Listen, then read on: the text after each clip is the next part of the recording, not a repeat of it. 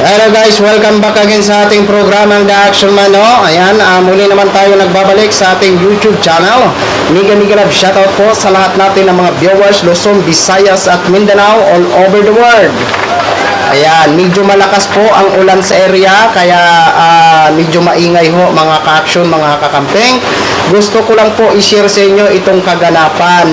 Kasi taliwas po ito sa mga patutsada ng mga taga-suporta ni Vice President Sara. O maging si Vice President din, sinabi din na hindi daw marunong si Mr. President. Eto na, mga DDS na mga taga-suporta, panoorin nyo po itong kaganapan at taliwas po ito sa inyong mga paratang at mga maling akala na sinasabi ng mga taga-suporta ni Vice President, hindi daw marunong si Mr. President, tamad daw. Pero alam po natin kung gaano tumulong o ano ang ginagawa ni Mr. President Bongbong Marcos para sa ating mga kababayan, lalong-lalo na sa pag-respond niya sa mga nasalanta ng kalamidad, sa mga nagdaang bagyo. Ayan, no? So, pero para sa mga kaibigan natin na mga oto-oto, is tamad daw ito. Bakit kasi tamad si Mr. President? Eto po, panoorin nyo po. Dito naman kayo manggagalaite sa ginawa ni Mr. President. Ito po ay gift giving day. Ngayon lang po ito ginaganap po mga ka-action. Panoorin po natin mga DDS. Panoorin nyo ito. Para nang sa ganun maglumpasay naman kayo dyan sa inggit.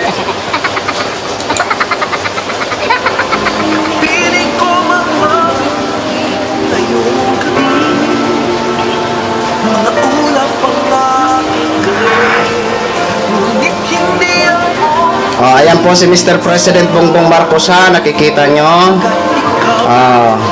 Hindi naman ito matanggap ng mga oto-oto. Ganda ng sound. Mga bata, mga kababayan, narito na po ang ating mahal na Pangulo, President Ferdinand R. Marcos Jr. kasama ang unang ginang, Luis Araneta Marcos, at ang kanilang minamahal na mga anak, si Sir Simon at si Sir Vinny.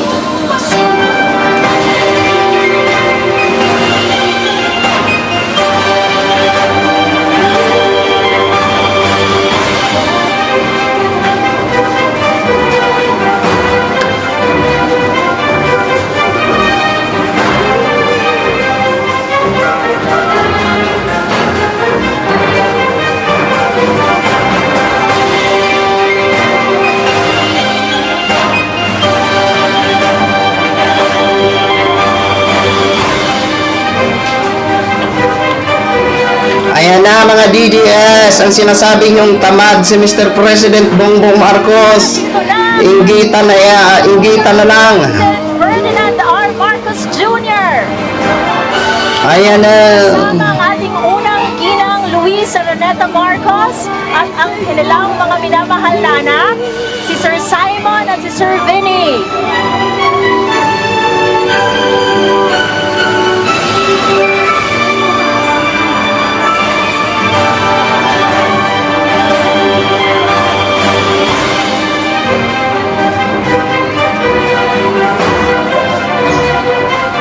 Ayan si Mr. President.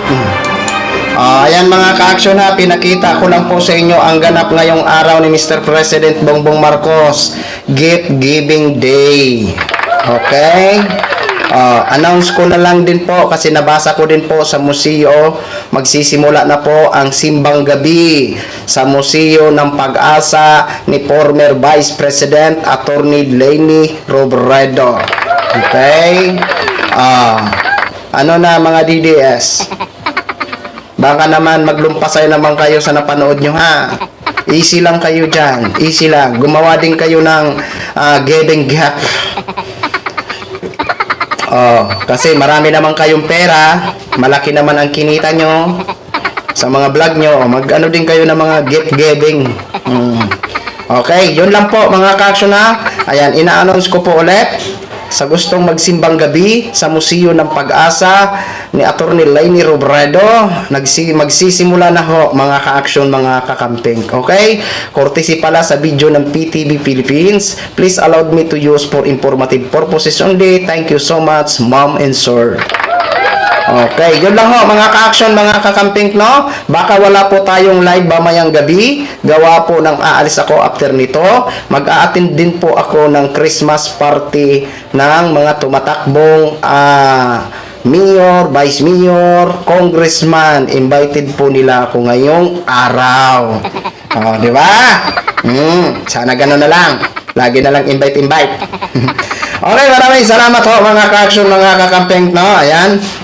Maraming salamat po sa ating mga viewers Luzon, Visayas at Mindanao all over the world. Ako po ang inyong lingkod, si The Action Man.